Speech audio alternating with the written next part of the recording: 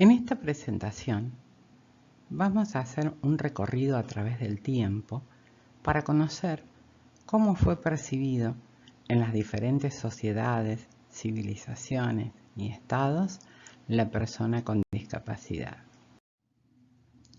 En esta línea de tiempo se han marcado las diferentes etapas que atravesó el hombre en su evolución y se han registrado los aspectos relevantes de cada época que exponen las ideas y pensamientos que revelan a través de los hechos relacionados los pensamientos del hombre.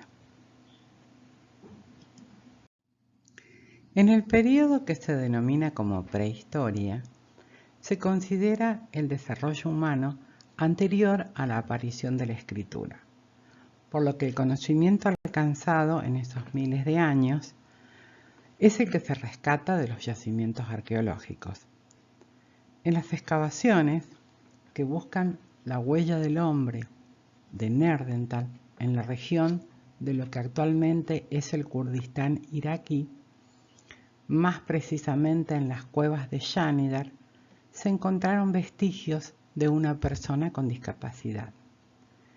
El estudio, catalogado como Shanidar I, describe un hombre que vivió hasta los 40 años, muy viejo para la expectativa de vida de esos tiempos. También nos cuenta que fue sordo, casi ciego, que presentaba hemiplegia derecha con amputación del antebrazo derecho. En esas condiciones físicas, en el ambiente en que vivían los cazadores y recolectores de la época, hubiera sido imposible que una persona con estas características sobreviviera sin el apoyo de la tribu.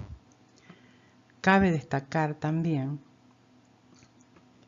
que las heridas mostraban signos de cicatrización, por lo que no habrían sido estas el desencadenante de la muerte, sino que su deceso fue muy posterior a las mismas.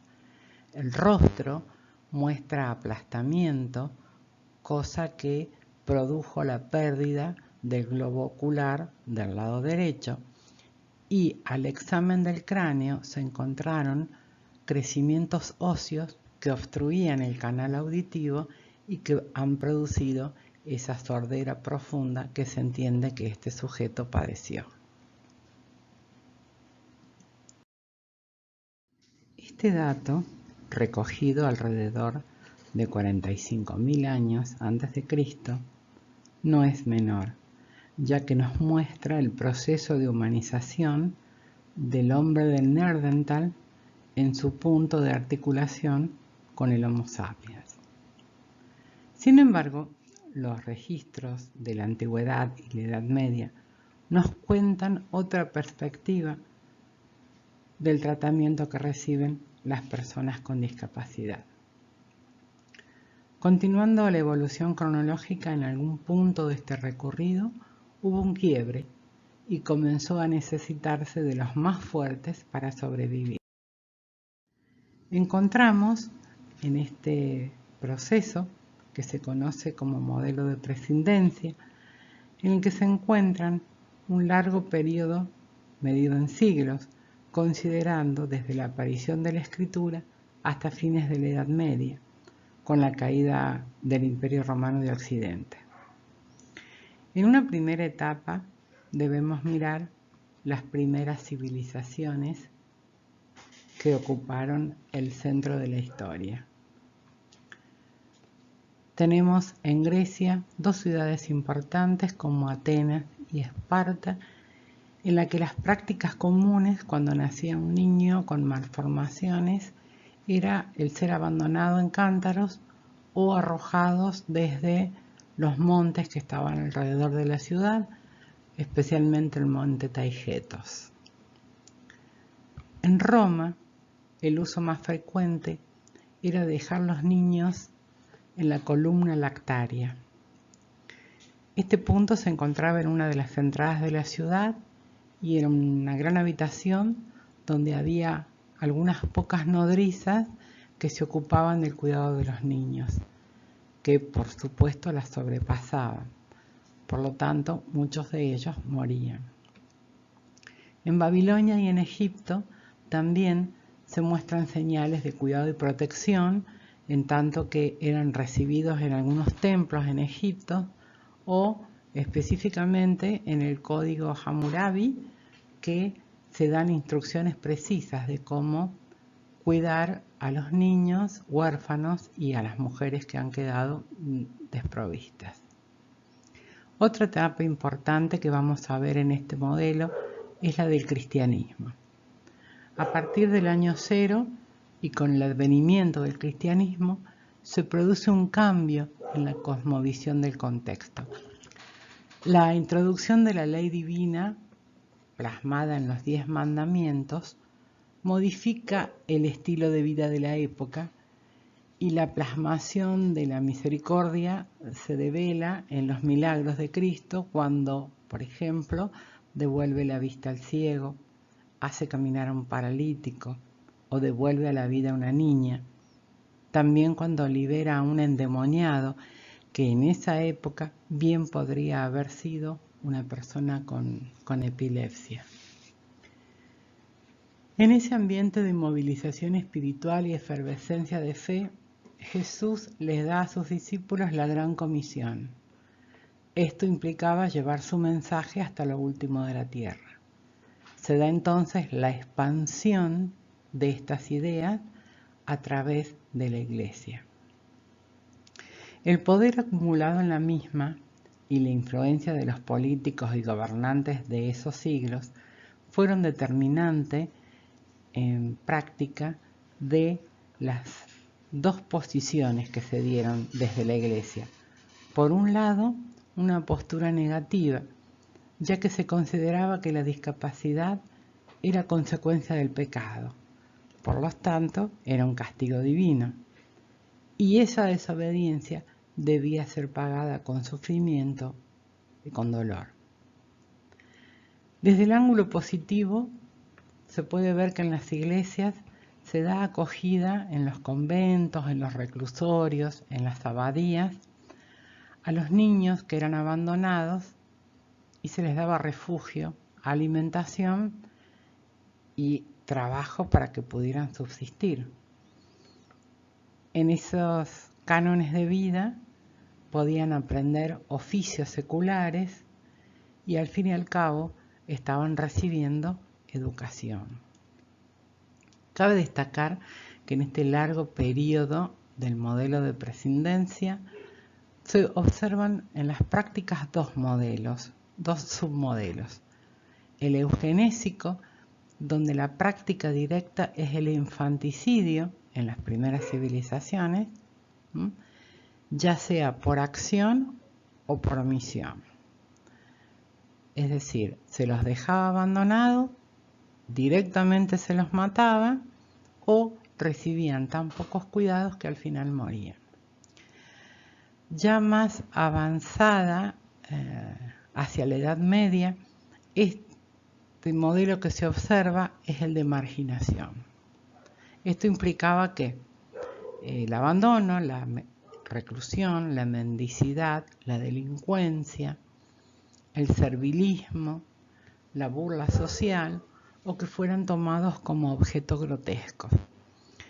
En la Edad Media plena y Baja Edad Media, en medio de la peste negra que produjo importantes modificaciones en la sociedad de la época, las personas con discapacidad junto con los mendigos y algunos delincuentes que eran los grupos excluidos de la época producían avances sobre las ciudades, entraban a robar, a destruir, a apropiarse de las cosas, y esto generó un gran temor y más deseos de exclusión de estas personas que eran diferentes al contexto social de la época. En el continuum que representa la línea de tiempo, las divisiones arbitrarias que se hacen no determinan cambios inmediatos, y lo que sucede en el tiempo real es que algunas ideas comienzan a declinar y otras nuevas principian a desarrollarse y propagarse. Con el inicio de la Edad Moderna, hacia 1500, con el descubrimiento de América, maduran nuevos pensamientos e ideas que se consolidan unos siglos después en lo que se llama el modelo médico rehabilitatorio o también clásico.